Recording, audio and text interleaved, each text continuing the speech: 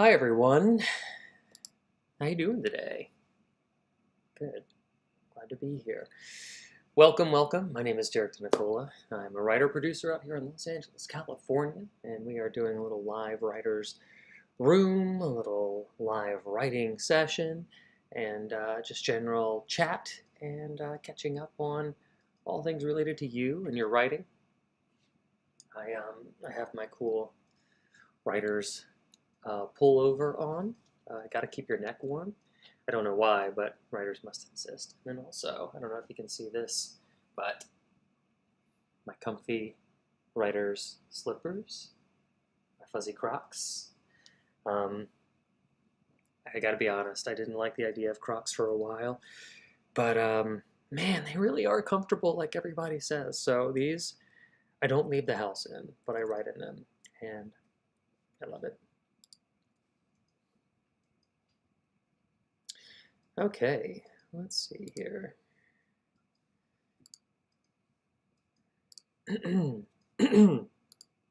Excuse-moi.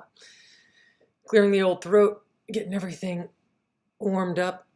Maybe like a nice little writer's stretch is in order too. Just to kind of stretch out the neck, all the stuff that tenses up when you're a writer. I learned this stretch from a voice teacher in college. Put one hand over your head, push it down to your shoulder, and then pretend that there's a little kid running away, and you're like, oh no, don't run away, come back, come back, come back. It gives everything a nice little stretch. And do the other side. Ooh, yeah. Sitting at the computer for so long. My body's gonna need this. Feels like a little painful, but in a good way, you know, a good stretch. And the kid runs away. No, come back, come back. Oh, yeah. Oh, my goodness. Just some small circles left to right, right to left. Oh. The old high school PE windmills, you know, the little, what do they call them? Tiny circles. Tiny circles forward, tiny circles back. Maybe a little over the head. Oh, yeah. I learned this stretch from Animal Crossing. Oh, yeah. Okay. Oh, instantly feel a little better.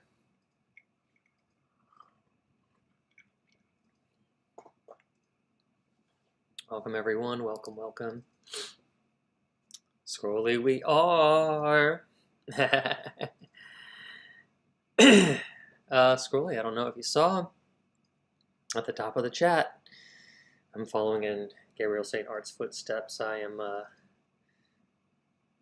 streaming live on YouTube as well, huh? I like to flail my arms and body like a wild fish, and I also say "Arro Gaga," like Tom Holland when he does Lockjaw impressions. Yeah, yeah, yeah. Yeah. Flail like a wild fish. Ooh, almost threw myself off balance there. My God. Okay. Excellent. Well, I'm excited to have you here, Scrolls. If you haven't yet, be sure to go join on YouTube. Got the YouTube channel up. Been posting a lot of videos, stuff that you've been around for. You know, I've been making videos on Twitch and then editing them for YouTube. But slowly but surely, they're all going to come out. All of our fun little exercises. I'm pretty excited about it. It's going to be cool. Speaking of exercises, I wanted to do a couple of little vertical video recording sessions here, but we have 5 minutes. But here's some things I'm going to talk about. I want to talk about the M-dash. I want to talk about protagonist versus antagonist. I want to talk about your versus you are. We'll talk about it's versus it is, it has, and how to avoid comma splices, run-ons, that kind of sort of thing. The misplaced modifier mistake, and apostrophes for plurals and possessives. And then when we get that out of the way, then the real fun starts. And Scrolls, I'm excited for this because I know that you like to stick around for pretty much the length of the entire stream. I'm really pumped because today, if you didn't see the schedule earlier, at 12:50, we're going to be doing the live, I'm sorry, not at 12:50, at 3:10, we're going to be doing a little digital writer's room. And I remember at some point, many chats ago, we talked about, oh, I want to be a part of a writer's room. That would be really cool. Whenever I brought up that I was a part of one, like a mock writer's room, I say mock writer's room, it's a real writer's room. It's an unpaid one, but it's real. And I led that one for a little while. We got to the end of that project, and then things started slowing down whenever we got to the holiday season. But to do it on a much smaller scale, to do something 5 pages or less, I think is the key to hosting an online writer's room, because you can't always guarantee that the same minds are going to come back week after week. Everybody's availabilities are different. But if everybody commits to maybe just 2 hours of stream time, we might be able to get a 5-page or less script that I can give to Gabriel St. Art to shoot. And I think that would be a fun way to end the day. Not to mention, it'll be towards the end of the day when our brains are revved up from writing, and most people have trickled into the chat.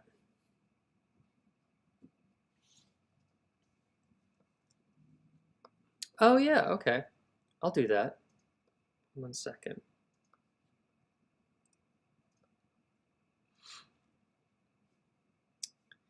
I have all of my imagery over here.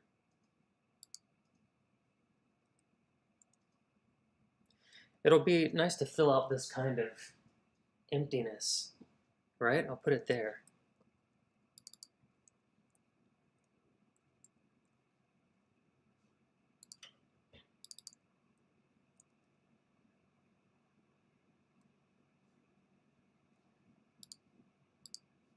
Good idea, Scrolls. Mod of the century over here.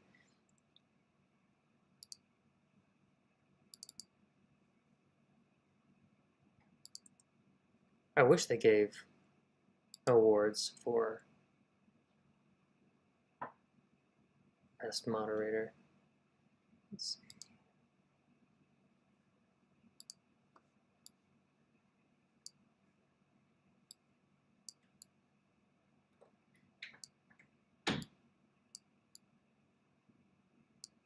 Something like that? Is that too small?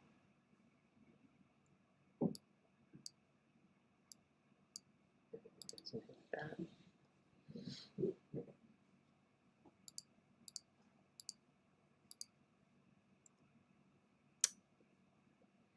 There we go.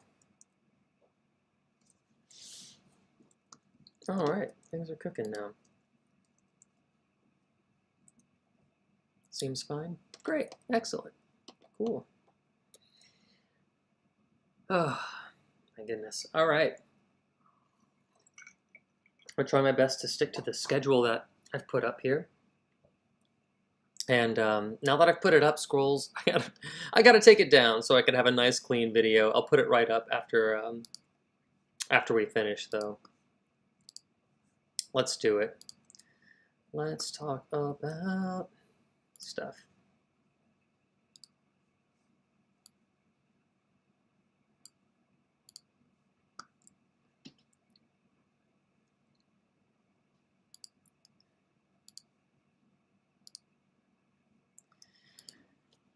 So today I want to talk about something that I heard on the Script Notes podcast by screenwriter Dana Fox.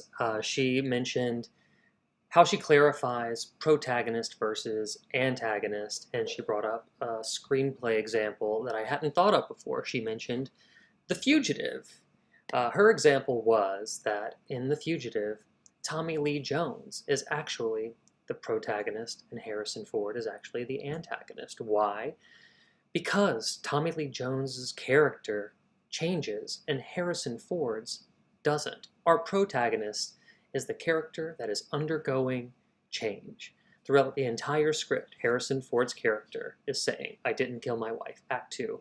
Really, guys, I didn't kill my wife. Act 3. I told you I didn't kill my wife. It's Tommy Lee Jones who has to slowly come to that realization over the course of the story. I thought that was fun. I hope you enjoy that, and hopefully it clarifies protagonist versus antagonist for you when you are looking at your story. Be sure to like and subscribe, and follow my YouTube channel for longer content.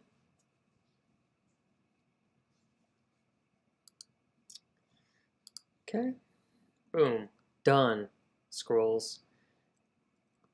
I love that you're here, being my sole audience member for this.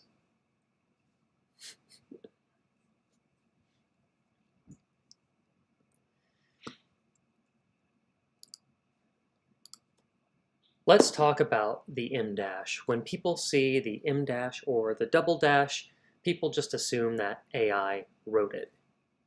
Emily Dickinson loved it. F. Scott Fitzgerald loved it. James Joyce, Virginia Woolf. The M dash has been around for quite some time. Why I love it is that why I love that AI kind of brought it back into the conversation is it's perfect for voicey writing, especially in screenplays. When do you want to use the M dash? Well, you want to use it to interrupt a thought. You want it to be a quick, you want to use the M dash when M dash.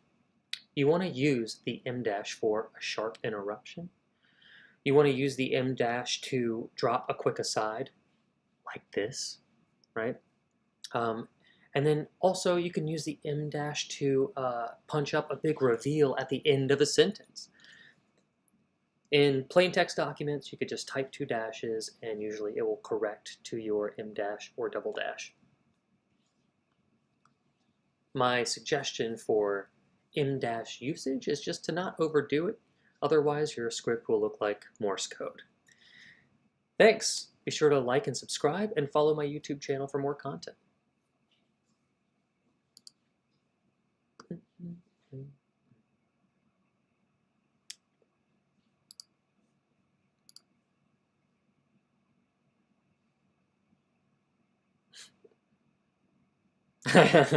Scrolls, I like your use of M dash most of all. That's underrated. And also, not enough disappointed faces in our normal everyday literature.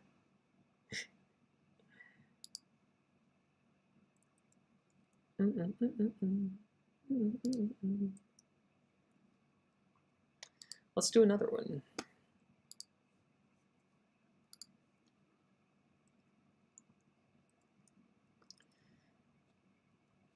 Okay.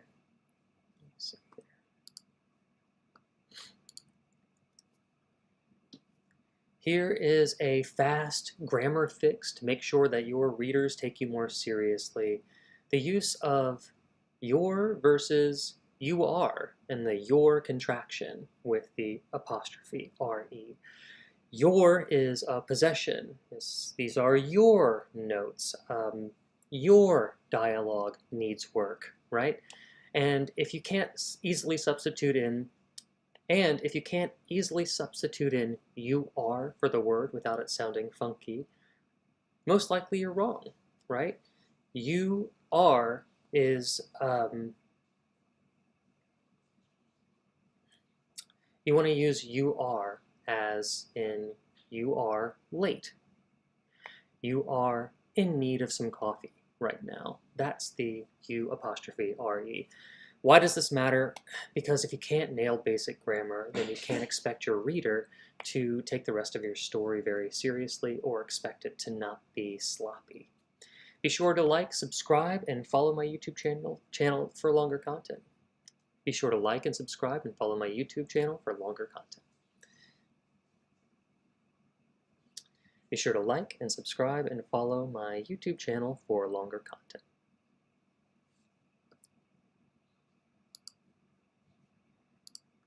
Oh my goodness. All right, let's do another one.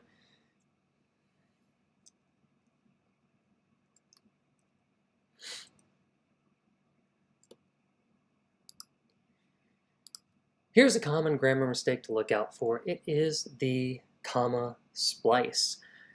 Oftentimes, we'll see people take two complete sentences and slam them together, thinking that a comma will do all of the heavy lifting. Like, the draft was due today, comma, I didn't finish.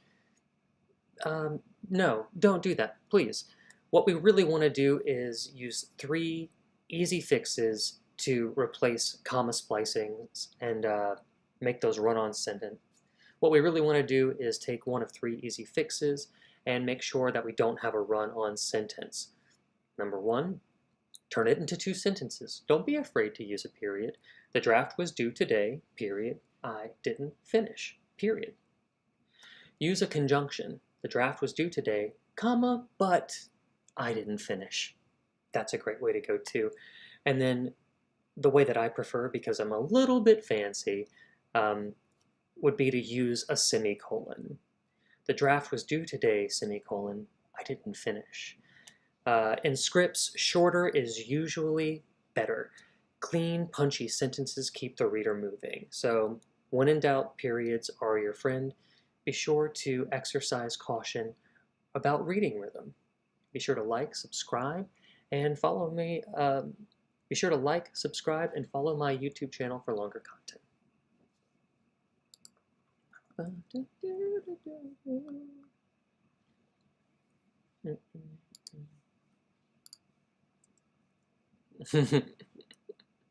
You are not the father!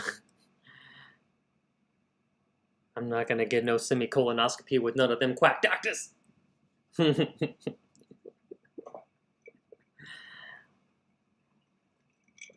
So clever.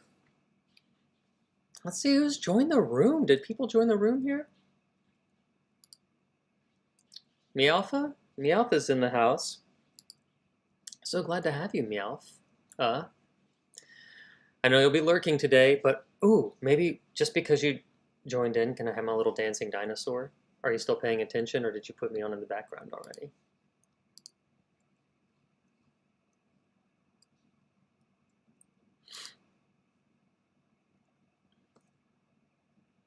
Meowfa, give me my little dancing dinosaur.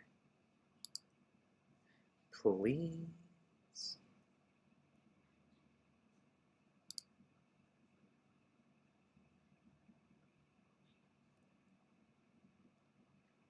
Just ran, so my brain is on fire, and I always like to find witty response. My Twitch stream crashed. What?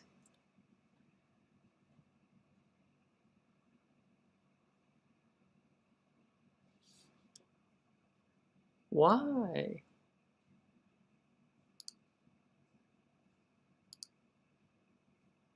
Why?